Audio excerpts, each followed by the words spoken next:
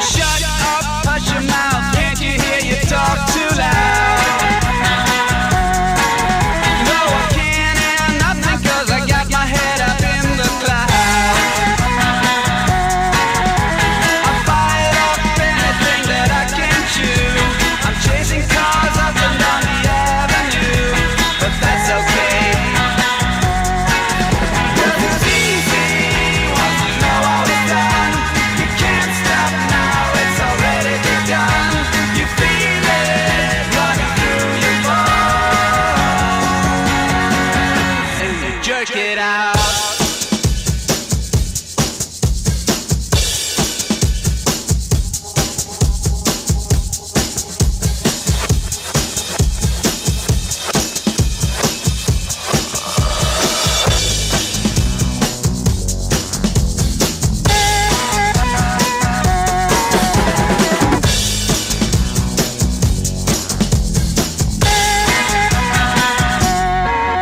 Cause it's easy once you know how it's done. You can't stop now, it's already begun. You feel it running through your bones. Bonsoir à tous nos auditeurs de Radio Altitude, bienvenue dans votre émission hebdomadaire à Lundi Sport, comme tous les lundis soirs de 20h à 21h évidemment. Nous sommes trois ce soir, trois animateurs de sport évidemment. Fred est présent ce soir. Bonsoir à tous, bonsoir Richard, bonsoir Raph. Écoute, ça va. On a passé un bon week-end sportif. Je lui ai même pas demandé comment ça va, le mec il sait déjà ce que je vais lui demander en fait. Voilà. Écoute, ça va, la forme, t'as pas besoin de me demander.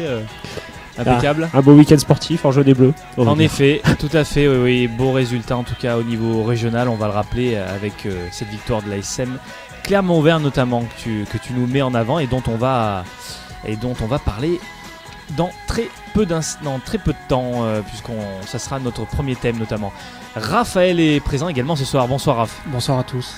Comment ça va ? Ça va, merci. Impeccable, la Ouais, forme, ça va. le dos, nickel. Tout va bien, tout va bien. Bon, impeccable alors. Le retour. Et en effet, Ça marche. Allez, on salue évidemment encore une fois tous nos auditeurs de Radio Altitude. Merci en tout cas à tous nos auditeurs d'être présents pour les plus fidèles. Et puis j'espère que vous le serez toujours par la suite évidemment. Nous sommes en tout cas nous toujours présents, toujours là pour évidemment débriefer tout le sport. Et notamment, on va le voir dans cette émission, on commencera par le rugby, avec l'ASM Clermont-Auvergne qui disputait cette demi-finale de top 14 face au Stade Toulousain.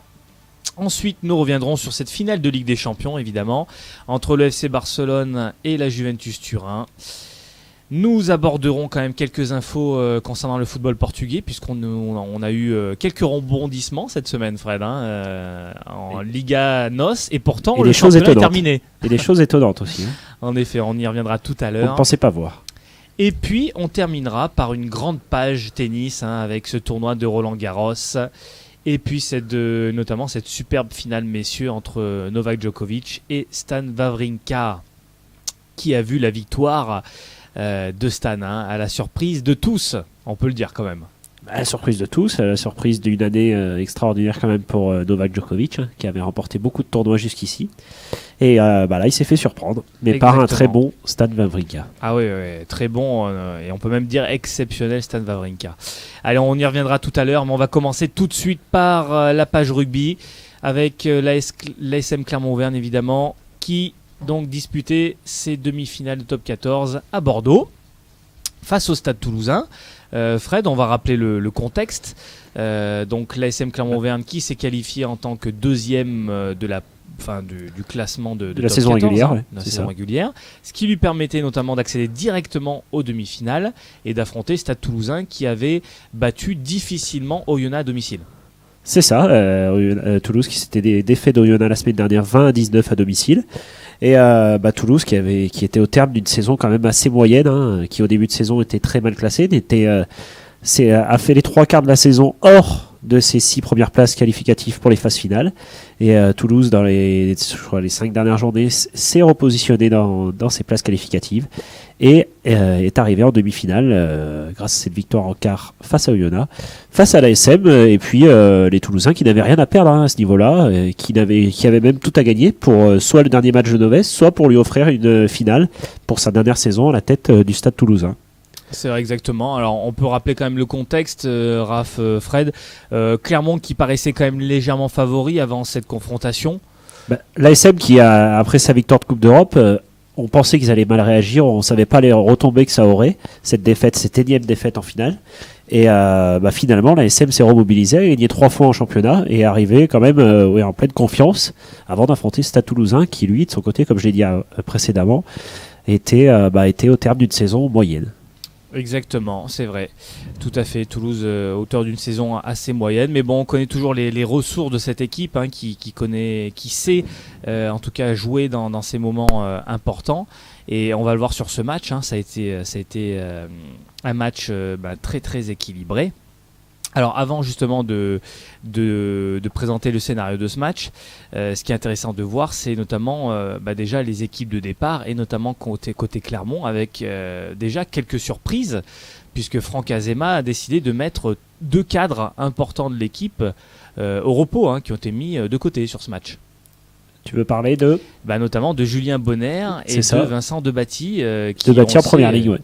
Sont habituellement des joueurs titulaires de ce 15 de départ et qui là ont été mis au repos peut-être de côté peut-être parce qu'ils sont dans une forme physique qui n'était pas adaptée pour ce match-là. Oui, des sacrés choix d'entraîneur et également des absences à signaler, un queue de mort qui n'était pas là, remplacé par j'ai oublié son nom d'ailleurs. Gédrasiak, voilà, qui a fait d'ailleurs un très bon match, j'ai trouvé très très bon. Les lignes d'arrière également avec l'absence de Davis qui n'était pas là au centre, remplacé par Fofana, il me semble, qui joue avec Stanley. Et une équipe de l'ASM un peu, et puis avec la charnière par contre, une charnière habituelle quand même avec Lopez et Morgan Parra. C'est vrai que la question se posait, je pensais que il y avait quand même de grosses questions une semaine avant la demi-finale sur la possible absence de l'intégralité de la charnière avec Parra qui était légèrement blessé, Camille Lopez aussi un petit peu en difficulté, puis finalement cette charnière a pu être alignée dès le début du match. C'est vrai que c'était quand même assez rassurant et on peut rappeler notamment également que Brock James était dans le groupe.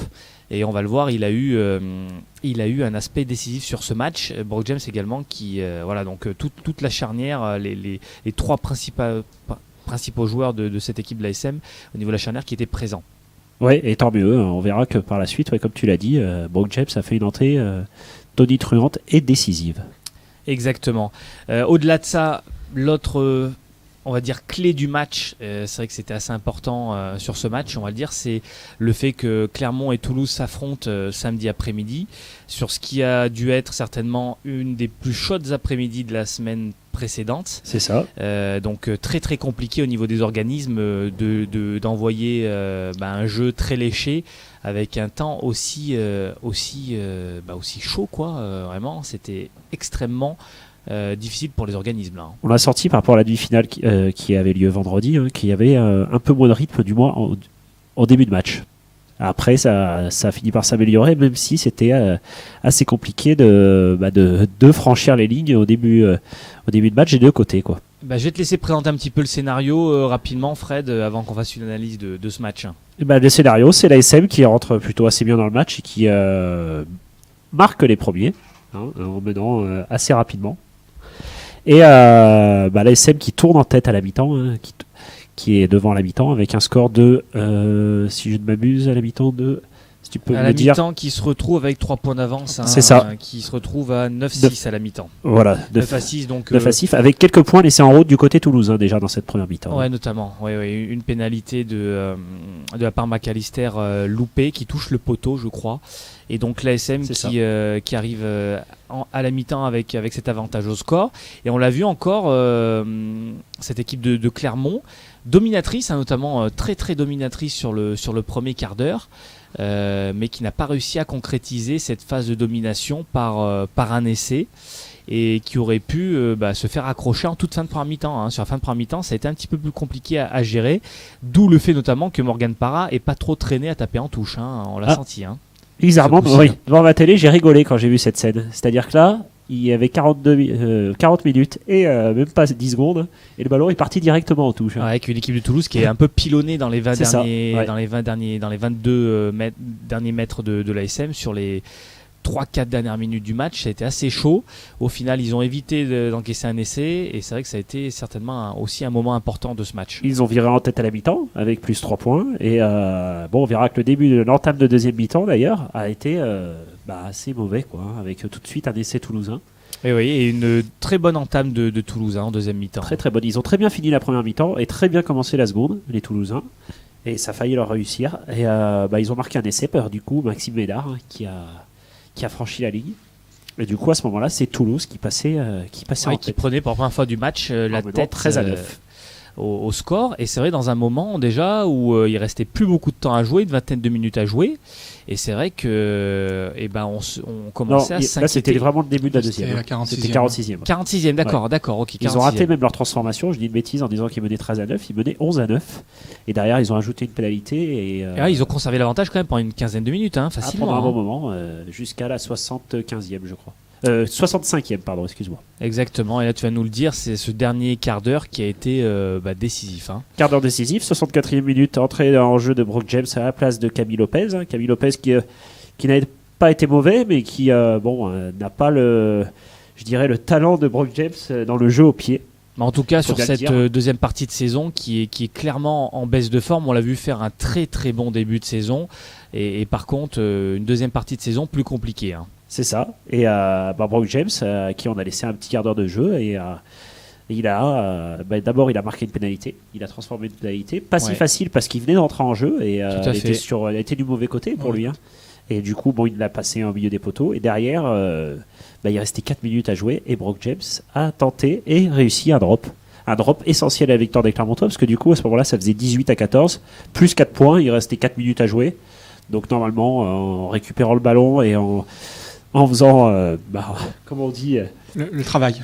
voilà, en gardant ce ballon au chaud, et l'ASM allait gagner et c'est ce qui s'est passé. Hein. Même si les Toulousains ont quand même eu le ballon et ça a fini par une faute toulousaine. Et du coup, les Clermontois ont récupéré le ballon, ont gardé ce ballon et l'ont mis en touche. Exactement. Même si on a bien vu qu'après le drop de James, Toulouse a bien essayé. Pendant ces 4 minutes, ils ont forcé et clairement a réussi à tenir. Mais Mais on sentait que ça n'avait pas beaucoup de tranchant quand même côté toulousain. On a senti quand même dans ce match une supériorité quand même de l'ASM, même si il y a encore eu beaucoup de déchets, notamment dans les phases finales des actions, hein, pour concrétiser ces actions. et Hein. des deux côtés en plus, parce qu'on a bien vu, c'est principalement des pénalités. Il n'y a pas eu beaucoup de franchiments de lignes, et c'est beaucoup d'erreurs de part et d'autre qui a permis d'augmenter le score.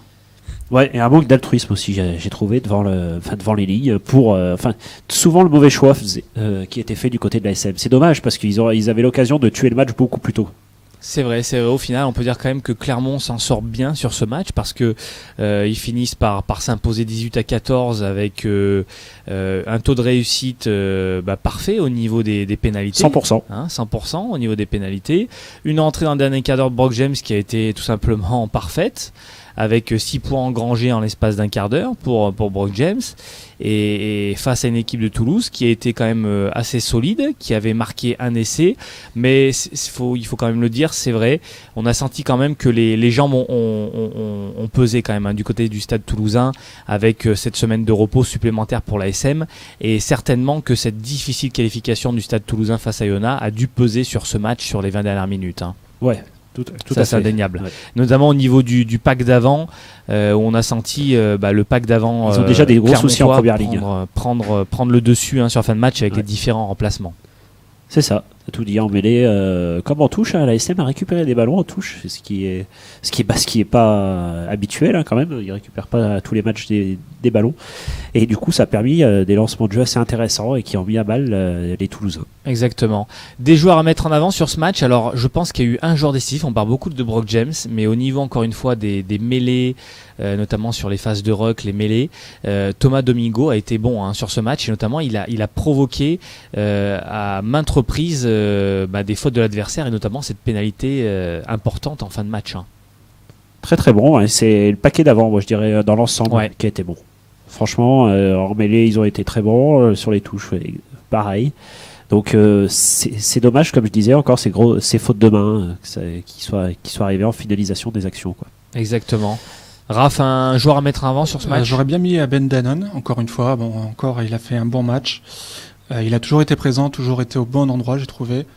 2-3 fois, trois trianglements où il y a un alors c'est vrai qu'il a pas eu beaucoup l'opportunité de se mettre en avant. Il y a eu une ou deux reprises où il a éliminé un peu. Défensivement, il a fait le travail. Solide, Et ouais, c'est vrai qu'après, offensivement, il était moins présent qu'au dernier match, mais bon, quand même, on était content de l'avoir, je pense. Bon, c'est vrai qu'après, c'est plus collectivement où évidemment ça a assez bien fonctionné défensivement avec encore une fois un Brock James qui a complètement fait la différence en fin de match. Un autre joueur à mettre en avant, enfin on le répète jamais assez, mais c'est vrai que là on pouvait être assez surpris quand même par sa titularisation aujourd'hui parce que c'est vrai que c'est un joueur qui sur les derniers matchs ne l'est pas malgré le statut qu'il a au sein de l'équipe. C'est Aurélien Rougerie qui encore une fois sur les phases défensives, moi je le trouve toujours aussi impressionnant hein, sur les contacts au niveau des plaquages, il est toujours aussi impressionnant. Il arrive à stopper son adversaire direct dès le premier impact. Et puis même lorsqu'il porte le ballon, il met un impact sur l'adversaire qui est impressionnant à son âge. C'est quand même assez exceptionnel à relever. Ouais, franchement, encore une belle prestation d'Aurélien aujourd'hui, comme tu le disais, qui était très tranchant. Ça, c'est sûr. Et également, on n'a pas parlé, mais de Gédrasiak, hein, on l'a dit tout à l'heure dans la qui a fait son match, qui a vraiment fait son match. J'ai trouvé très bon et qui était vraiment très très présent. Tout à fait. Et c'est vrai, à la différence de certains autres matchs, une équipe clermontoise qui n'a pas fait trop de fautes, qui a été assez il y a encore ces petites fautes bêtes respectueuses. Quand même, hein. Des fois, des pénalités assez bêtes, quoi. Notamment dans les 20 dernières minutes, là, avant l'entrée de Brock James, qui était quand même bête, et on se disait, s'ils continuent à faire ces fautes, ils ne passeront pas, ils gagneront pas. Et finalement, bon, heureusement, ça s'est un peu calmé. Exactement. Alors justement côté Stade Toulousain, une page se tourne quand même côté Stade Toulousain puisque bon il y avait des espoirs évidemment pour le Stade Toulousain d'offrir une finale à leur mythique entraîneur Guy Novès évidemment qui on le sait va quitter le Stade Toulousain à la fin de la saison. Hein, c'est acté. Il va rejoindre le 15 de France dès la fin de la Coupe du Monde. Et c'est une véritable page qui se tourne du côté des Toulousains avec un entraîneur qui n'a connu qu'une seule équipe durant toute sa carrière, que ce soit carrière de joueur et carrière d'entraîneur. Hein. Oui, qui a eu beaucoup de titres avec le Stade Toulousain, notamment les deux derniers, les plus récents, en 2011 et en 2012. Deux boucliers de Brennus consécutifs quand même, c'est pas mal. Des Coupes d'Europe également. Hein, 3 il me semble. 3 Coupes d'Europe, ouais. En tant qu'entraîneur du Stade Toulousain, donc c'est quand même pas... C'est un beau palmarès. Ouais, un très beau palmarès d'entraîneur. Le plus grand palmarès du Stade français, du Stade du foot français rugby. Du rugby français même. Ouais, exactement. J'allais dire du Stade Toulousain, mais même du rugby français. Et ses qualités ont été reconnues quand même par tout le public à la fin du match, hein, qui a déjà scandé son nom et qui l'a applaudi assez longuement. Ouais, applaudi longuement par les supporters des deux équipes. Et c'est vrai que la question se pose beaucoup du côté notamment des médias sur le quid de l'avenir du Stade Toulousain, parce que c'est vrai que Guy Novès avait un poids important sur le staff, sur les joueurs. On sait que c'était le véritable taulier de ce staff technique. C'était lui qui gérait toute la partie technique de ce club, notamment que ça soit l'équipe première, mais également toute la formation toulousaine. C'est lui qui a fait exploser différents joueurs comme Maxime Médard, qu'on a trouvé d'ailleurs en sanglots, qui était extrêmement déçu de ne pas offrir une finale à son entraîneur. Des joueurs comme Claire également, même un joueur comme Elissade qui a connu quasiment que cet entraîneur, qui a connu 2 entraîneurs dans sa carrière. C'était Guy Novès et je me souviens un peu de l'autre nom, et qui a su le mettre en avant malgré ses quelques accros avec Guy Novès.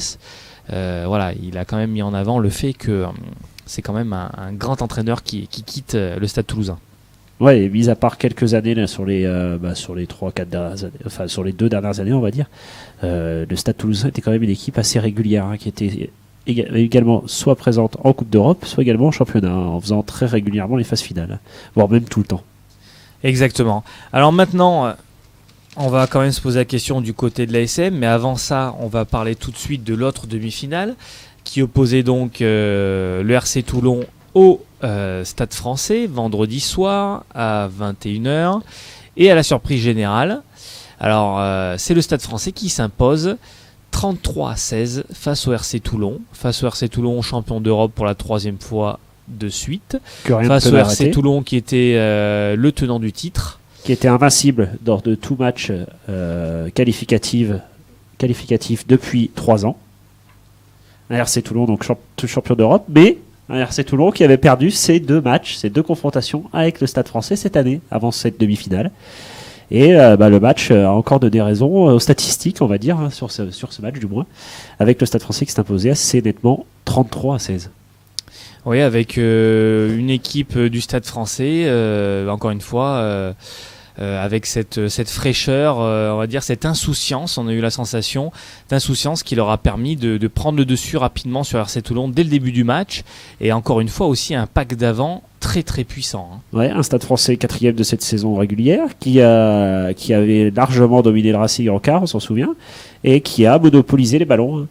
Comme tu l'as dit, et ce paquet d'avant qui a été très très bon et qui a mis à mal déjà la mêlée toulonnaise, hein, parce que les stadistes ont été très très bons en mêlée, également en touche où ils ont récupéré un nombre de ballons assez incroyable, notamment par Paris C.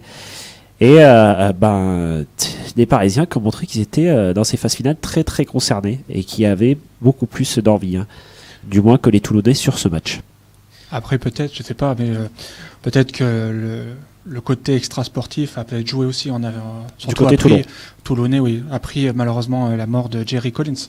Donc, est-ce que ça a été un facteur clé ou pas? Je ne sais pas, mais c'est vrai que le Stade Français a fait un gros match, surtout en première mi-temps, et sur les 2 essais, sur les 2 premiers essais, ont été vraiment, réalistes. Parce que c'est des occasions où ils vont les chercher, quoi. Ils récupèrent les balles et voilà, ils sont partis de l'avant, et en effet. Exactement, c'est vrai que le Stade Français fait preuve de beaucoup de réalisme.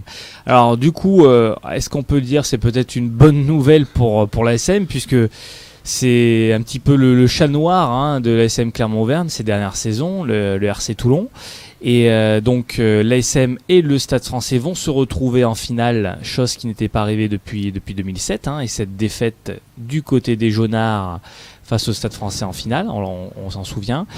Et l'autre donnée également, c'est que l'ASM Clermont-Auvergne, quand même, mine de rien, n'avait plus joué une finale de top 14 depuis 2010, hein, donc ça fait 5 ans. Depuis 2010, et le bouclier de Brennus. Voilà. Et sur une victoire. Où ils avaient d'ailleurs remporté ce bouclier de Brennus. Alors, on va en parler tout de suite. Petit débat, mini débat. Déjà, première chose, entre le Stade Français et l'ASM, depuis cette finale de 2007, hein, il y a eu 17 matchs, j'ai recensé, 17 matchs, D'accord. 10 victoires pour l'ASM, un match nul et 6 défaites de l'ASM face au Stade Français. Et au Stade de France, il y a eu 6 confrontations, 3 victoires chacun. D'accord, Voilà, donc c'est assez équilibré depuis c'est assez équilibré entre saison-là. ces deux équipes. Maintenant, la question va se poser, est-ce que l'ASM Clermont-Auvergne a les armes pour gagner ce titre du Brennus, Fred? Ton avis, qu'est-ce que tu en penses? Est-ce qu'ils vont pouvoir finalement stopper cette hémorragie de défaites sur les moments importants, et notamment sur ces finales? Très sincèrement, je l'espère. Après avoir vu cette finale de Coupe d'Europe, je pensais que l'ASM ne serait pas capable de se relever. Mais je l'espérais qu'avec ces 3 journées de championnat, ils puissent avoir de meilleurs résultats, essayer de gagner ces matchs. C'est ce qu'ils ont fait d'ailleurs. Et arriver en finale, hein, ce qui était quand même le cas, parce qu'ils sont supérieurs à la plupart des équipes françaises, si ce n'est toutes, hein, à part Toulon qui est au-dessus, mais qui est au-dessus en Europe également. Hein. Et à l'ASM qui se présente en finale là, avec une confiance qui est revenue. Je pense que les joueurs, malgré que l'objectif de la saison, tu le sais très bien, cette saison, l'ASM s'était surtout concentré avec l'objectif de la Coupe d'Europe, d'aller chercher cette Coupe d'Europe. Donc là, ils se sont bien reconcentrés sur le championnat, ils arrivent en finale. Il n'y a pas de blessure majeure, donc un effectif qui sera plutôt au complet, ou quasiment. Et du coup, l'ASM qui a pour moi une position de favori pour cette finale, mais je préférerais avoir celle d'outsider, parce que l'ASM, quand il est favori, ne gagne pas forcément. Raph, ton avis? Voilà, pour moi, je dirais que c'est pas Raph, l'adversaire. un peu plus près du micro. Pardon, je te disais, pour moi, c'est pas l'adversaire, c'est plus Clermont qui me fait peur. Ah, faut que tu remontes un peu le micro vers ta... Ah, tu parles trop haut par rapport au micro. Donc Voilà. je disais, oui, pour moi, c'est plus Clermont qui me fait peur plutôt que l'adversaire. En même temps, c'est Ouais. moi qui ai baissé le son, hein. Excuse-moi. Si en plus tu me coupes là, Ouais, c'est ça. ça va pas Excuse-moi. je disais oui, donc c'est plus Clermont qui me fait peur lui-même, avec cette faculté malheureusement de perdre les finales, autant en Europe qu'en France. Donc après, surtout à Clermont d'essayer de passer outre ça, avec pas mal de joueurs, de nouveaux joueurs qui n'ont pas encore perdu beaucoup de finales, ou voire pas du tout. Donc on a un nouveau cycle qui peut nous permettre peut-être d'espérer un deuxième bouclier, quoi. Mais en effet, ils partent favoris, et je pense qu'il va falloir l'assumer et mettre un peu plus de jeu que ce qu'on a vu samedi pour gagner. En tout cas, c'est vrai qu'on a vu un autre discours du côté des joueurs qui clairement là sont positionnés, que ce soit du côté de l'entraîneur, Franck Azema ou les autres joueurs, où le fait d'arriver en finale n'est pas une fin en soi, hein. Clairement, on a senti que là les joueurs veulent aller au bout et veulent gagner ce match. C'est plus question de jouer pour participer, quoi, maintenant, hein. C'est gagner ou rien, hein. Maintenant, je vais quand même donner mon avis. Avis qui, au final, j'ai quand même beaucoup gambergé, j'ai réfléchi un peu là-dessus. Bon, je suis pas très signe, mais je pense qu'il y a 2 signes positifs pour l'ASM pour cette finale qui peuvent pencher en faveur des Jaunards. C'est le premier signe, le retour en grande forme de Brock James, hein, on l'a vu sur ces 15 dernières minutes, qui je pense certainement devra être titularisé quand même, sauf surprise et sauf problème physique, devrait être titularisé quand même sur ce match, hein. Il le mériterait parce que vraiment on a vu qu'il avait un impact énorme sur le jeu et de la SRM, tant sur le jeu au pied que sur le jeu de main, hein. Il est capable de créer des décalages énormes, hein, avec son jeu. Il était déjà là à la finale de 2010. Il avait été très Exactement. important. Ah oui. Exactement. Et puis la deuxième chose, alors là c'est plus, on va dire, du fait, on va dire côté talisman, le côté un petit peu chanceux. On va se rappeler quand même de cette saison 2010 où l'ASM avait remporté le Brennus en jouant 3 matchs, alors sauf la demi-finale face à Toulon, mais le quart de finale contre le Racing Métro qui avait été dégueulasse. Très Où ils étriqué. auraient dû se faire sortir et se qualifier, hein, sur une erreur d'arbitrage concrètement, hein. Et pense cette bien. finale de top 14 où ils doivent jamais la gagner, puisque on se souvient de Porical qui loupe un nombre de pénalités énorme, hein. Donc l'ASM qui a été aussi assez chanceux sur la finale.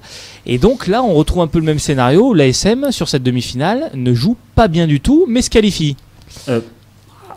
Ça n'a pas été exceptionnel quand même, hein. On peut pas Enfin, dire que joue c'est pas bien. Même si pendant le match, je me suis énervé à plusieurs reprises. Ils sont pas allés au bout Mais des choses, quoi, hein, clairement. Ouais, à cause d'erreurs, mais qu'ils ont répété pendant la saison à des moments. Mais là, c'est vrai que des fois, il y avait des erreurs bêtes, ouais. On n'a Mais pas, bon. en tout cas, on n'a pas vu l'ASM fringant ça qu'on a manquait pu de voir confiance. sur certains matchs, et notamment l'ASM en Coupe d'Europe. Hein, parce qu'on a vu même la finale, c'était pas le match même contre l'ASM en Southampton, finale c'est de sûr. Coupe d'Europe contre Toulon, je les ai trouvés plus fringants que cette demi-finale-là, hein, Oui, où il y a oui. eu du jeu quand même, Oui. hein, sur la finale. Donc, pour moi, je pense Mais que là, c'était quand même un gros combat. il faut, ouais, c'est ça. Il faut espérer que l'ASM peut-être fasse un mauvais match. Faut qu'il fasse un match dégueulasse, voilà, mais pas un mauvais match, un match dégueulasse. Et peut-être qu'en faisant un match dégueulasse, ils vont réussir à la gagner. Mais Voilà. c'est C'est pas- mon pari. Tu parlais Un match du avec, coach. avec beaucoup de duels physiques, du jeu d'avant, peu d'essais, des pénalités. Et la Bing Brock, la petite comment on Le dit petit ça drop déjà qui- le petit drop en fin de match et bam, on gagne 13-10 et on n'en parle plus, quoi. On l'espère, hein, on va espérer ce scénario. Même si moi, je préférais quand même une finale avec Joli. des essais des deux côtés. Puis, bon, avec un suspect qui serait moins quand même au Tout laisse deuxième à mi-temps. penser j'espère. qu'il pourrait y avoir du jeu, c'est vrai. Mais je pense C'est qu'il y aura l'équipe du beaucoup de Stade jeu. Français fringante et qui d'ailleurs a l'air d'être, comme on le disait, un petit peu insouciante et Ouais. qui joue avec cette fraîcheur là. C'est ça, et les deux confrontations entre l'ASM et le Stade français cette saison ont procuré 12 essais exactement. Donc ça promet du jeu. Je pense qu'il y aura du jeu, même si c'est une finale et que généralement des fois des finales il n'y a pas beaucoup d'essais, mais je pense qu'il y en aura cette fois-ci.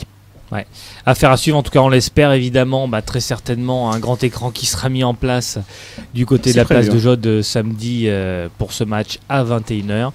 Donc voilà, et puis tous ceux qui pourront monter au Stade de France, les différents jaunards qui seront également du côté du Stade de France, on n'en doute pas.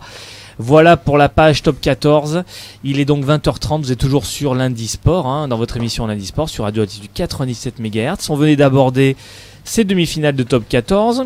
On va tout de suite enchaîner sur le football et donc cette finale de Ligue des Champions qui opposait le FC Barcelone à la Juventus de Turin.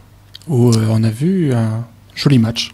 Très beau Et match. Pas beaucoup de suspense. Exactement. Alors pas beaucoup de suspense, ça dépend. On va y revenir notamment. Alors on va rappeler quand même également le contexte du match. Le FC Barcelone qui venait d'éliminer en demi-finale le Bayern Munich assez largement, notamment sur les deux matchs, et puis la Juventus de Turin qui éliminait à la surprise générale le Real Madrid et qui se qualifie également pour cette finale. Pas d'absent majeur du côté de ces deux équipes, sauf quand même Chiellini du côté de la défense centrale de la Juve, un des tauliers de la défense de la Juve, absent sur ce match, ce qui certainement peut-être a dû obliger la Juve à ne jouer que dans un système de jeu qui était ce 4-4-2, avec Barzagli et l'autre joueur en défense centrale. Tu me rappelleras, Fred, tu te souviens? Barzagli. Je ne sais plus de son coéquipier à gauche, on va le citer tout à l'heure. Et notamment Patrice Evra, absent, également présent sur le côté gauche de la défense. Et Paul Pogba, évidemment, un des joueurs très très en vue sur ce match, dont on a beaucoup parlé avant ce match, et certainement dont on va encore beaucoup parler après cette finale. Voilà, merci. Bonucci en défense centrale avec Barzagli. Et donc, alors vous allez nous le rappeler, Fred Raff, match qui se débloque très très rapidement. Une fois n'est pas coutume, par le biais de Rakitic. Et là, c'est pas le trio MSN qui fait la différence sur le premier but. Même s'ils sont quand même à l'initiative. Oui, à l'initiative, tout à fait, notamment par le biais de Léo Messi. Et c'est quand même Andrés Iniesta qui fait encore on a une petite œuvre d'art là sur ce premier but là, avec un mouvement collectif exceptionnel qui entraîne cette ouverture de score dès la deuxième minute de jeu. C'est clairement lui qui fait la différence. En même temps, il fait aussi la passe décisive, donc sur une belle frappe de Rakitic à la 4e minute. Donc dès le début du match, la Juve c'est pas facilité le match du tout. On sait très bien que la Juve mettrait pas non plus tous les atouts vers l'avant, mais là ils avaient plus le choix quoi. Dès la 4e minute, Barcelone met un but et du coup met la pression sur l'attaque de la Juve pour pouvoir envoyer le match. Donc on s'est dit ça va faire un match très très ouvert, parce qu'on ne pensait pas au début du match. Ouais, et dans le premier quart d'heure, j'ai senti une Juventus quand même assez... l'absence de Chiellini en défense centrale et cette paire de centraux Barzagli-Bonucci a été mise je trouve très en difficulté, avec notamment des ballons par-dessus, notamment de Léo Messi qui aurait pu arriver quelquefois face à cette défense centrale qui a été prise à défaut en début de match. Ouais, exactement, une équipe de la Juventus qui a eu des difficultés à rentrer dans ce début de match, on l'a senti un petit peu en dedans, qui avait du mal à presser haut sur l'adversaire, une équipe de FC Barcelone qui a essayé d'avoir une possession quasiment totale sur le ballon sur le premier quart d'heure, ce qui est arrivé, et de l'autre côté d'ailleurs ça a eu tendance à énerver un certain joueur, Vidal, qui a été quand même assez limite d'ailleurs au niveau de ses différentes fautes sur le premier quart d'heure, mais au final qui a peut-être réveillé quand même indirectement ses coéquipiers, puisque après, suite à cette ouverture du score, on a vu une équipe de la Juve un petit peu plus fringante et tenter plus de choses, et d'ailleurs ça entraîne logiquement cette égalisation, avec en parallèle de ça une équipe de FC Barcelone qui s'est peut-être un petit peu reposée sur ses acquis en début de deuxième mi-temps.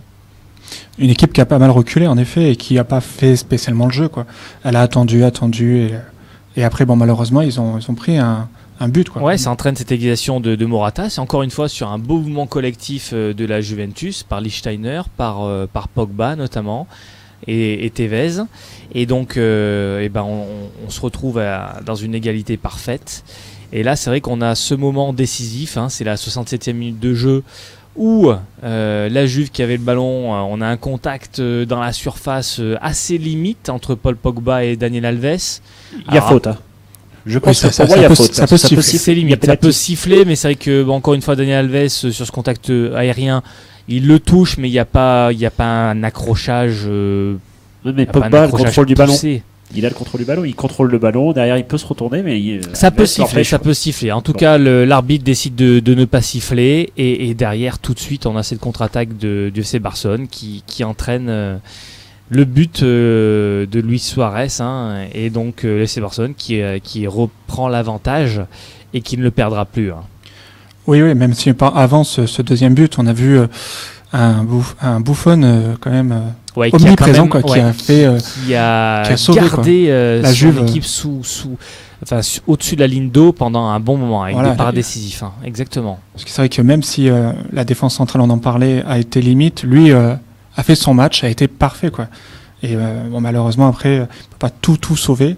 Et Suarez sur une balle repoussée, il me semble. Oui, c'est ça. Et du coup après, où Buffon est déjà à terre, donc du coup il a le but tout ouvert, quoi. Et donc à 2-1, à la 68e, on se dit que la Juve va encore renvoyer vers l'avant. Peut-être encore pouvoir pousser, et c'est ce qu'ils font. C'est Hein. ce qu'ils Ils essaient de essaient faire. d'égaliser, mais malheureusement sur une des dernières situations de match, hein, malheureusement pour la vieille dame, on va dire que le FC Barcelone clôt le score hein, sur la dernière action du match par le biais de Neymar, et ce qui entraîne donc ce résultat de 3-1, avec un résultat, un favori qu'on attendait, hein, le FC Barcelone qui s'impose, mais en tout cas une très belle finale avec une Juventus de Turin en tout cas qui n'a pas démérité cette place en finale et qui vraiment a fait preuve de beaucoup de courage pour affronter certainement ce qui est certainement l'une des meilleures attaques de cette décennie, hein, si ce n'est la meilleure, hein. Vraiment ce trio vraiment très très difficile à tenir quand même, hein. C'est même sûrement la meilleure équipe cette année, parce qu'elle a fait le triplé du coup. Elle a fait la Ligue des Champions, la Liga, la Coupe du Roi. Donc il n'y a pas grand-chose qui lui a Je résisté. parle même de décennie, parce que est-ce que cette équipe, individuellement parlant, n'est même pas supérieure à l'équipe de Pep Guardiola, où on avait devant sur le sextuplé, je crois, ou le quintuplé de Pep Guardiola, où vous avez fait le plein, il y avait devant, c'était pas du Neymar, Suarez, Messi, hein, c'était du Pedro, Messi, et à gauche, je crois qu'il y avait Iniesta qui jouait sur le côté gauche avant. Il jouait souvent en faux ailier gauche, donc ça n'avait rien à voir. Là, on a vraiment trois véritables attaquants et qui, individuellement parlant, sont capables de faire la différence à n'importe quel moment. Mais encore une fois, au-delà de cette qualité individuelle, ce qui est assez incroyable, c'est l'alchimie qui a pris entre ces trois En très joueurs. peu de temps, quoi. Cette alchimie parfaite, quoi, hein. Oui, et c'est surtout pour l'avenir qu'on se dit que ça va être difficile pour les autres équipes, autant au niveau national en Espagne, au niveau européen pour les autres, parce que c'est leur première année, ils sont déjà triplés, et on se dit que là, c'est que le début, quoi. Ces trois joueurs sont très jeunes et peuvent encore montrer que Barcelone va être présent, parce que c'est déjà le 4e titre en moins de 10 ans pour Exactement, Barcelone. 9 ans. Donc là, on se dit qu'ils peuvent encore peut-être enchaîner 2, 3 Ligue des Champions dans et les années peut-être à venir, rattraper prochainement, dans les 10 prochaines années, le Real Madrid à cette allure, hein, c'est sûr, hein. Notamment, ils ont rejoint donc le Bayern Munich et Liverpool en termes de titres majeurs de Ligue des Champions. Donc c'est déjà assez important. Quand on peut se souvenir qu'avant leur deuxième titre en 2006, justement, ils en avaient qu'un. Ils avaient qu'une Ligue des Champions avant le début de l'ère Messi, on a envie de dire. Exactement. Et Lionel Messi qui en est à sa 3e et qui d'ailleurs n'avait pas pu être dans le groupe en 2006. Il avait été écarté par le fait d'être un peu limite physiquement. Et donc, notamment dans cette équipe, on a quand même deux monstres. Hein, c'est Iniesta et Xavi, donc qui a joué son dernier match, qui eux, par contre, ont remporté 4 Ligues des Champions sur les 5 de l'histoire de FC Barcelone. C'est peut-être ce qui va faire mal au Barcelone. Il va falloir arriver à remplacer Xavi et Iniesta. Iniesta, il lui reste encore quelques années. Mais Xavi, est-ce que Xavi déjà n'a pas été en partie remplacé par Rakitic, qui a fait un très bon match? Ça a été son rôle, il l'a pleinement rempli. Mais une fois que Iniesta aussi sera parti, on se demande est-ce que derrière ils vont arriver à avoir des joueurs qui vont leur donner leur ballon à cette équipe, cette attaque MSN. C'est indéniable qu'avec le départ, que certainement il y aura une page qui se tournera avec la retraite de Léo Messi et ou d'Iniesta, qui sont des joueurs, c'est clair, hein, c'est la colonne vertébrale de cette équipe, indéniablement. Encore une fois sur ce match, un Lionel Messi qu'on a vu, qu'on a un peu moins vu qu'habituellement, mais qui à chaque fois qu'il tient le ballon, on va dire qu'il aimante. Il aimante l'attention de beaucoup de joueurs et ça libère des espaces pour ses adversaires, et là le truc c'est que ça libère des espaces pour ses coéquipiers, et c'est que là ses coéquipiers devant, et c'est Neymar et Suarez, quoi, hein. Il a fait un peu le même match que contre le Bayern au match aller, où il avait été très peu présent, et finalement le peu de fois qu'on le voit il est décisif, et peut mettre un coup de rein parce que voilà, justement, il a 2 joueurs fantastiques à côté de lui et peut s'exprimer pleinement quand il a le ballon. Mais on le voit très très peu, enfin beaucoup moins que les années précédentes, quoi. Ce qui est intéressant aussi dans ce trio d'attaquants, c'est qu'ils ont des qualités différentes. Et c'est ça aussi qui fait la force du FC Barcelone, c'est-à-dire qu'il faut contrôler Messi. Lui, c'est le joueur qui est capable d'accélérer, il fait rien pendant un bon moment du match, et puis tout d'un coup, il va prendre le ballon, il va accélérer, il va dribbler 3 joueurs et faire une passe décisive. Suarez, qui est aussi très très bon techniquement et qui est aussi capable d'accélérer, autant de jouer dans la Il profondeur. fait énormément d'appels sans ballon aussi. Énorme. Il est sûr. très très très disponible, tout le temps en train de faire des mouvements dans le dos des défenseurs. On l'a vu sur la première demi-heure, il a touché très peu de ballons, mais ça l'a pas empêché de continuer à faire ses appels. Et au final, ça finit par payer parce qu'il arrive toujours à se démarquer. Et dès qu'il y a un ballon qui est un peu repoussé par la défense adverse, et ben il est toujours là au bon endroit, quoi. Milan Renard, c'est ça. Et Neymar, on le connaît, Neymar, qui joue pourtant à ailier gauche. Mais, Neymar, justement, là où c'est intéressant, il permet un peu à Messi, entre guillemets, où je trouve là où il est très intéressant, il permet à Messi justement de souffler, parce que justement, c'est un joueur qui aime beaucoup conserver le ballon, et également, il va épuiser un peu ses adversaires en provoquant systématiquement le 1 contre 1, et du coup, il évite à Léo Messi toujours d'être ce joueur un peu qui peut être le joueur à pouvoir éliminer 3 adversaires. On a aussi un Neymar sur le côté qui est capable de le faire à tout moment. Oui. Et du coup, ça crée, ça vient de toutes parts devant, du côté du Barça, et derrière, pour les défenses adverses, c'est quand même très difficile. Exactement. Alors côté Juventus, justement, quoi dire de cette équipe quand même qui a été très très valeureuse. Alors gros collectif, je pense que clairement, alors évidemment, l'FC Barcelone est une équipe collectivement parlant qui est exceptionnelle. Mais la Juve, individuellement parlant, on le savait, ils étaient inférieurs à cette équipe du FC Barcelone.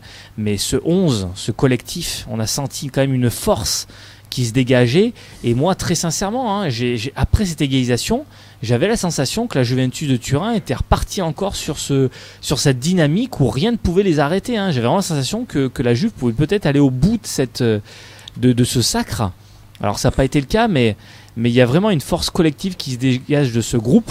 Et bien évidemment des individualités comme Vidal, qu'on a retrouvé à son meilleur niveau, comme Marquisio qui était très très bon sur ce match, à la récupération, comme Tevez, qui est aussi un joueur intenable devant, toujours, qui fait beaucoup d'efforts avec, sans ballon. Et le but vient de lui d'ailleurs.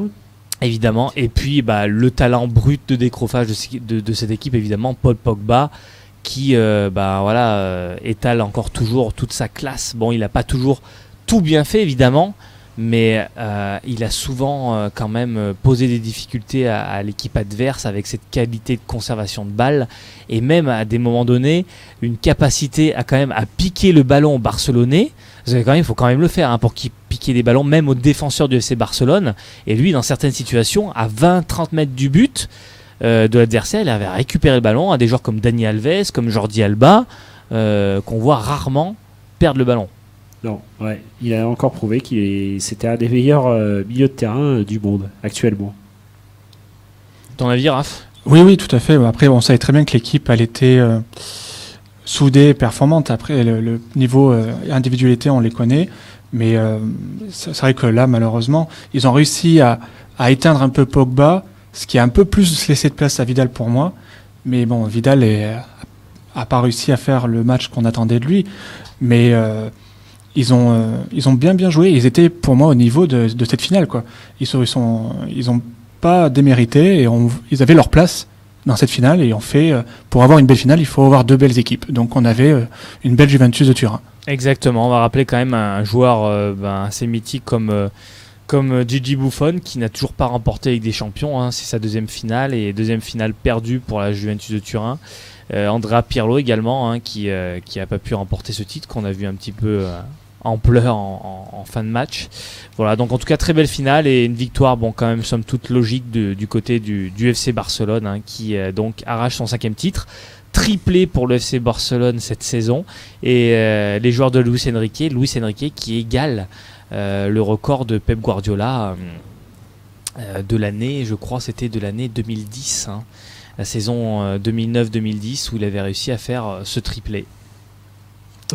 C'est sa première saison, je crois, sur le Sa banc. première saison pour Luis Enrique, Et qui, ben, ça a été confirmé par le président Bartomeu, va Redoubler. continuer la saison prochaine. Ouais, c'est une bonne nouvelle pour le Barça parce qu'il il a l'air en plus de très bien s'entendre avec les joueurs. Hein. En fin de match, on avait des joueurs quand même c'était assez positif hein, quand même les réactions. Et Oui, il y a eu un Enrique- vrai virage, hein, Fred. Ouais. C'était ce mois de janvier où il y avait eu une tension À la trêve, à son plus haut entre Lionel Messi et Luis Enrique. Les choses se sont aplanies. Oui. Semblerait-il que les deux ont décidé en tout cas de faire table rase et derrière ça a entraîné cette razzia du FC Barcelone avec cette vague qui a tout emporté quoi. Hein. Les trois jouaient très rarement ensemble avant cette brouille. Ouais, entre Luis Enrique qui Messi, faisait Suarez, une Neymar. sorte C'est de, tourné, de de rotation. un peu bizarre quoi, hein, et qui plaisait pas aux joueurs. Hein. Voilà, et depuis, les trois jouent ensemble et bizarrement, FC Barcelone a fait un triplé. Donc, comme quoi, les coups de gueule, des fois, ça a du bon. On peut suivre un peu les joueurs. Voilà pour ça. On va quand même enchaîner tout de suite. Si vous m'entendez ? C'est bon. On t'entend. On va enchaîner tout de suite. Alors, je l'avais pas indiqué sur le sommaire quand même, mais sur la page internationale, avant de parler de foot portugais. Page internationale. Alors, tout d'abord, petit zoom sur l'équipe de France, Raphaël. Alors, on va l'aborder avec toi notamment, puisque tu as pu suivre le match. Oui, j'ai pu suivre le L'équipe match. de France qui a abordé ce match amical, de fin de saison évidemment, on va quand même mettre de grosses parenthèses sur le niveau de la prestation de différents joueurs, mais quand même, c'est une donnée indiquée, l'équipe de France qui affrontait une des équipes Forte. en vogue en ce moment, la Belgique, hein, Même à leur Coupe du Monde, ils ont fait une belle Coupe du Monde l'année dernière où ils ont fait éliminer par l'Argentine. qui, Donc si je me trompe pas, est première au classement Deuxième. FIFA, ou deuxième au deuxième, classement ils FIFA sont deuxième au actuellement. classement FIFA, donc ils sont très très bien classés. Et du coup, en fait, on se demandait beaucoup pourquoi des matchs amicaux un lendemain de finale de Ligue des Champions. Mais bon, voilà, c'est comme ça, hein, le calendrier FIFA, calendrier UEFA, là, il y a un petit couac sur ce coup-là. Mais bon, on a vu un match amical où des joueurs, certains pour moi étaient déjà en vacances. Mais un beau match, surtout de l'équipe de Belgique, où elle a prouvé qu'elle était présente et qu'elle sera présente dans un an. Et avec des jeunes joueurs qu'on connaît tous, une équipe déjà au point. Donc il a juste à arriver avec cette équipe à l'Euro et comme ça on verra bien que... Ouais, on va le rappeler, victoire donc de l'équipe de Belgique 4-3, avec au niveau du scénario quand même une équipe de Belgique qui a toujours mené au score et qui à un moment donné notamment s'est retrouvée à 4-1 jusqu'à la réduction du score par Fekir et par Payet. Oui, voilà, En fin de donc match. ils ont mis 2 buts en première mi-temps par Feilani à la 17e et à la 42e. Feilani omniprésent. Ouais, 2 buts qui quand même ont montré quand même certaines carences du côté de l'équipe de France, défensivement parlant, où on voit très bien d'ailleurs sur le deuxième but de Fellaini que les deux défenseurs centraux s'occupent, je sais plus de quel joueur attaquant de la Belgique, sont sur lui et du coup Fellaini arrive tout tranquillement, tout seul au milieu de cette défense et puis peut planter cette tête. Donc on a vu une charnière Varane-Koscielny quand même hier. En difficulté, en Ouais. difficulté, avec notamment un Varane qui a certainement fait un de ses plus mauvais matchs en équipe de France depuis un certain temps. Et c'est vrai que ça devient quand même assez inquiétant, Ce yo-yo. ces errements défensifs, notamment du côté de Raphaël Varane, qui était véritablement un taulier depuis cette Coupe du Monde notamment, et qui là, alors déjà a pas fait une saison exceptionnelle avec le Real Madrid. Et là, ça se retranscrit même sur ses prestations en équipe de France. C'est surtout, on pense, son manque de temps, enfin son manque de temps de jeu, qui est peut-être. C'est pas forcément vrai, Raph, parce que sur la fin de saison, quand même, il a enchaîné pas mal de matchs avec le Real Madrid, notamment Pepe, qui avait notamment pas joué la demi-finale retour face à la Juve. Faut le rappeler, c'était Varane qui était titularisé à côté de Sergio Ramos. Et il a enchaîné quand même quelques matchs en fin de saison. Alors c'est vrai, il n'est pas tout le temps titulaire, mais il a fini quand même globalement la saison avec 25-30 matchs sur la saison, donc c'est quand même pas mal du tout pour un joueur de son âge dans un club comme le Real Madrid. Tout à fait. Ouais. Et bon, voilà, Mais voilà, le niveau de Raphaël Varane, qui en tout cas moi je suis vraiment un grand fan de joueur, mais là il faut savoir le dire, qui ne fait pas sa meilleure saison. Bon, évidemment il a une marge de progression énorme, donc faudra suivre ça pour la saison prochaine. Encore une fois, je pense qu'il n'y a pas trop d'alerte à se poser. On va même encore y revenir sur cette analyse, mais sur le niveau de ce match, parce qu'on le sait, ce qui importe, ça va être l'année de l'Euro, hein. Ça va être les 6 derniers mois où là vraiment, là on pourra commencer à faire une analyse poussée des prestations de l'équipe de France, où là il y aura certainement un 11 type qui va se dégager, mais pour l'instant on est encore dans un flou total, parce que l'équipe de France joue de nombreux matchs amicaux, donc forcément en termes de motivation c'est pas forcément évident d'évoluer au plus haut niveau. Mais c'est le mauvais côté, excuse-moi Fred, d'avoir l'Euro à domicile. C'est que justement, pendant 2 ans, tu n'as que des matchs amicaux. Donc là, l'UEFA a fait une nouvelle règle où du coup, le pays organisateur est dans une poule, mais c'est des matchs amicaux. Donc les pays qui sont dans la poule, après, quand ils jouent contre la France, ils vont peut-être pas mettre à chaque fois leur titulaire ou leur 11 type, parce que 3 jours plus tard, ils auront un match de qualification. Mais bon, voilà, ça permet quand même à Didier Deschamps de mettre une équipe en place, de mettre le groupe, essayer de le souder. Là, ça fait 2 défaites d'affilée contre 2 grosses équipes. Mais bon, c'est des défaites assez lourdes, parce que même si le score de 4-3, ça reflète pas du tout le match, quoi. la physionomie, ouais. À 4-1, je pense qu'on aurait pu siffler 90 minutes, ça aurait été beaucoup plus réaliste par rapport au match, parce que Alors la Belgique- revenons-en à cette défense justement, Fred, Raph. Encore une fois, on a parlé du cas de Raphaël Varane, mais il n'y a pas que lui qui est mis en cause, hein, là encore une fois.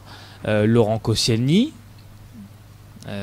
qui était titularisé sur ce match et qui, encore une fois, provoque un penalty en équipe de France. Et c'est vrai que ça devient assez compliqué, parce que c'est un joueur qui a tendance à être très très fautif, que ce soit en club ou en sélection, et qui là encore une fois n'a pas été très très bon sur ce match. Non, c'est sûr. Moi qui ai vu la première mi-temps, je l'ai pas trouvé déjà assez bon. Je peux pas juger la deuxième. J'ai pas vu cette faute sur le penalty. Et Mais bon, on sait. Il y a bien faute, et Et on sait que c'est un joueur qui se laisse souvent prendre dans le dos ou quoi, qui a un peu assez souvent mangé au duel, et qui finit par faire des fautes. Et des fautes dans la surface, c'est des pénaltys. Et Koscielny devrait un peu calmer son jeu dans la surface, ou du moins essayer de défendre différemment. Tout à fait, une défense encore en difficulté. Trémoulinas et Sagnac qui n'ont pas été énormes non plus, c'est indéniable. Maintenant, il y a une question qu'on peut se poser. Moi, je commence à me poser une question quand même, c'est sur la disposition tactique de Didier Deschamps, par rapport notamment au niveau de certains joueurs, par rapport à leur saison effectuée. Je me pose des questions quand même sur le choix tactico-technique de Didier Deschamps. On commence quand même à se poser des questions sur que veut faire Didier Deschamps. On n'arrive pas trop à comprendre son projet de jeu là. Alors certes, il y avait des absents quand même de taille, hein, comme Patrice Evra qui est indiscutable à gauche, comme Paul Pogba. Mais quand on voit Didier Deschamps qui aligne face à une équipe de Belgique très joueuse, un milieu à 3 plus travailleurs que joueurs, avec des joueurs comme Matuidi, comme Sissoko qui sont plutôt des milieux récupérateurs,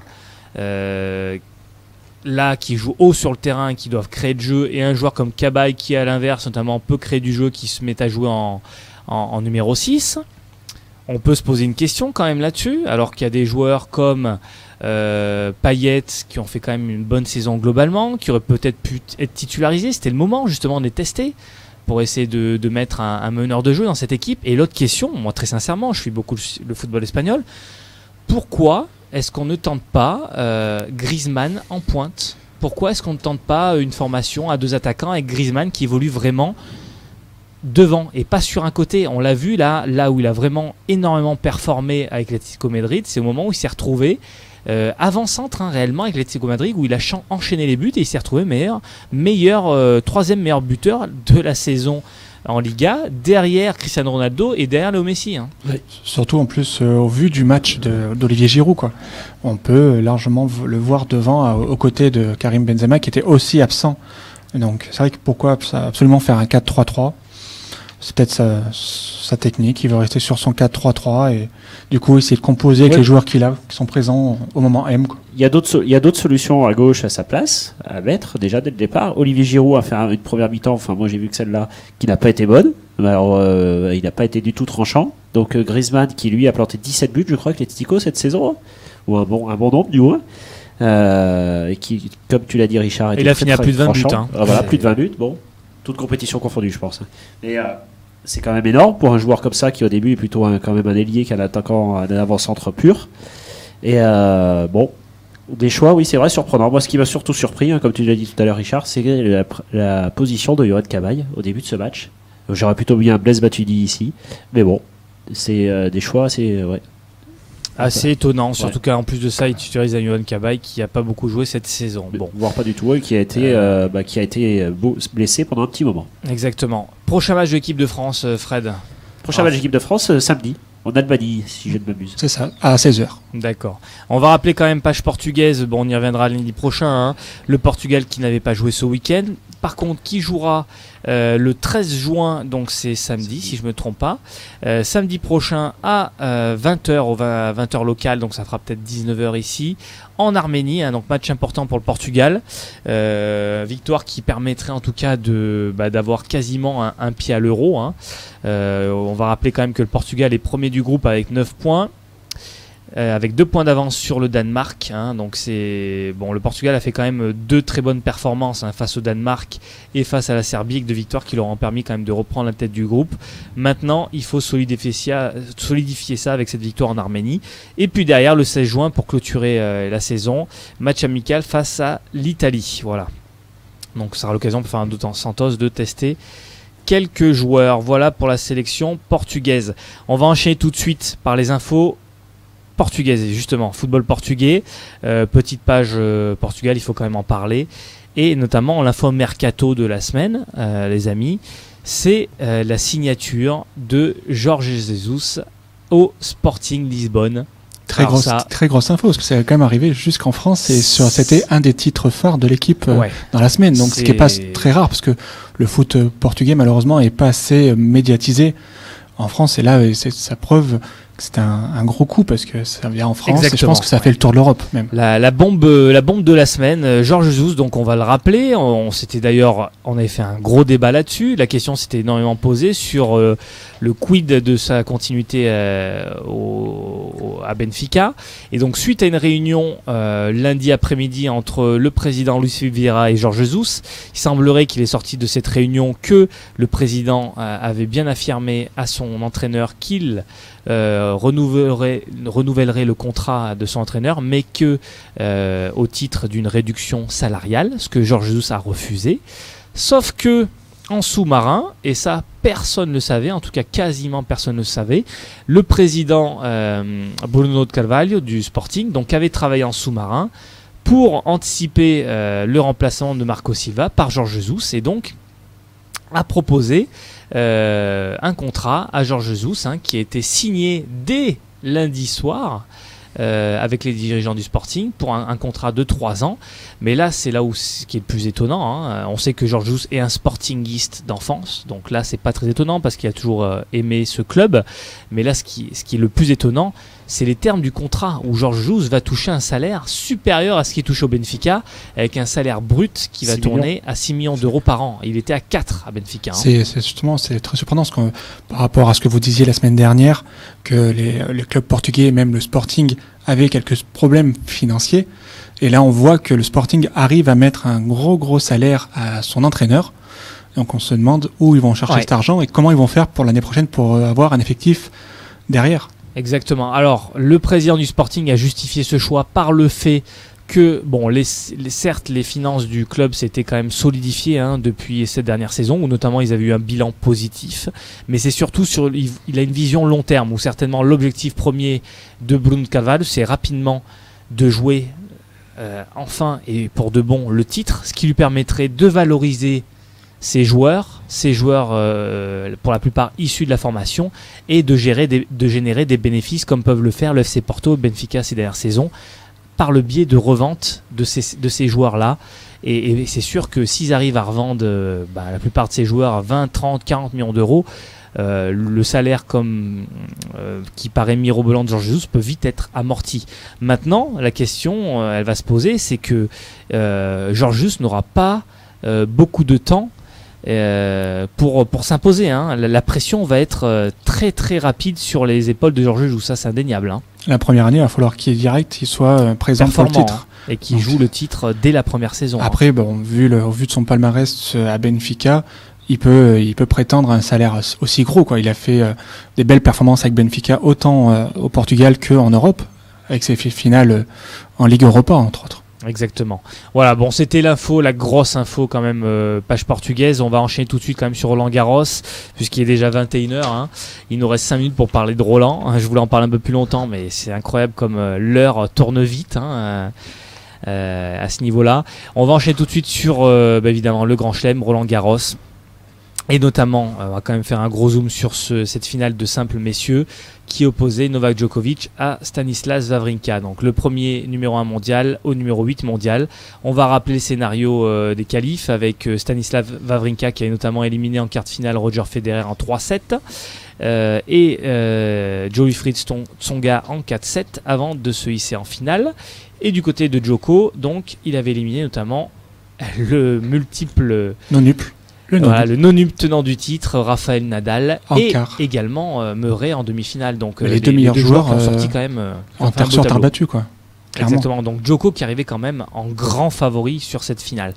En grand favori, en grand top de la saison, comme on l'a dit précédemment, hein, qui avait remporté tous les tournois sauf un Masters. 0 défaite, il était sur 0 défaite, clairement. C'est ça. Et C'est du Seb, coup, sur la saison, il était... alors, j'ai plus les stats, mais c'est à peu près il a remporté tous les plus de tournois. 40 victoires et 2 défaites depuis le début de la saison, Novak Djokovic. Hein. Donc, c'est énorme. Hein. Et il a quand même réussi à faire un quart de finale très très bon contre Nadal, notamment, vu qu'il élimine en 3-7, je crois.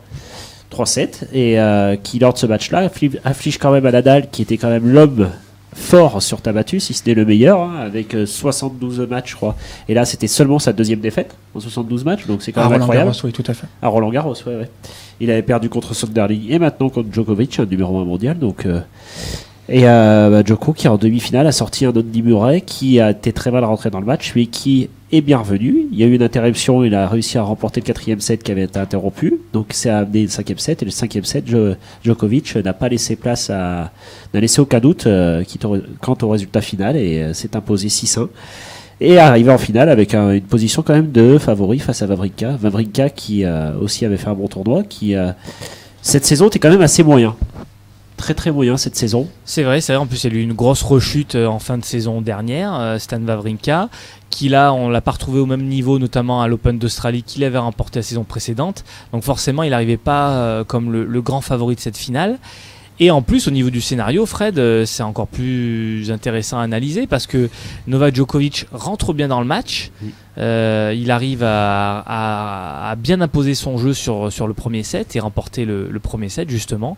Et à partir du milieu du deuxième set, on a vu un Stan Wawrinka qui a élevé encore un peu plus son niveau de jeu et qui derrière, on n'a plus jamais vu Novak revenir en termes de set, puisqu'il le remporte en 4-7 ce match, Stan Wawrinka. Ouais, avec un nombre impressionnant de que ce soit coup droit ou revers gagnant, notamment revers. Et voilà, une belle super prestation de Wawrinka qui a annoncé qu'il avait fait le match de sa vie, mais ça on veut bien le croire quand on a vu le match. Il a vraiment été sur un nuage sur ce match. Alors, 2 choses à donner quand même, vraiment les clés du match, ça a été, je pense, Fred, vous serez d'accord avec moi, les premières balles de service où Wawrinka était plus performant que Novak Djokovic. On a senti à Novak Djokovic justement à partir du début du deuxième set qui servait beaucoup moins bien sur les premières, et je pense que ça l'a mis en difficulté.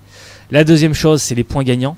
Sur l'ensemble du match, Stan Wawrinka a mis 2 fois plus de coups gagnants que Novak Djokovic, et notamment ce revers une main exceptionnel, vraiment, qui lui a permis de faire de nombreux points gagnants. C'est indéniablement le meilleur revers une main du circuit. Et que ça, qu'elle fasse la diagonale ou qu'elle soit le long de la ligne, à chaque fois, c'était presque à 100% un coup gagnant, quoi. C'était énorme, quoi. Même à un moment, on a vu un revers passer sur le côté du filet. C'était un des meilleurs coups, je pense, de Roland Garros, quoi. On a sorti quand même Djokovic qui a cherché des solutions pendant ce match, avec notamment en essayant de monter plus au filet quand il était en difficulté au 3e set, mené par Wawrinka, mais ça n'a pas suffi. Wawrinka qui sortait toujours un revers ou un passing sorti toujours nulle part. Très très régulier, et notamment très très affûté physiquement, et on l'a vu vraiment au niveau du jeu. On a senti que Stan était un véritable joueur de terre. Je ne sais pas si vous avez vu la manière dont il glisse sur les appuis, c'est assez impressionnant. On s'attendait pas à un tel niveau de jeu de la part de Stan Wawrinka, mais au final la victoire est logique du côté du Suisse, Ah oui, et d'ailleurs qui Novak fait une grande Djokovic l'a saison, reconnu. enfin une grande année 2014-2015 avec cette victoire en Coupe Davis et ces 2 grands chelems sur ces 2 années. Vraiment. Sur seulement 2 finales, quoi. Ouais. C'est ça, son deuxième grand chelem. On va le rappeler les amis, du coup quand même du côté du simple féminin, encore une victoire de Serena Williams qui remporte son 20e titre du Grand Chelem. Grande joueuse de tennis, Serena Williams.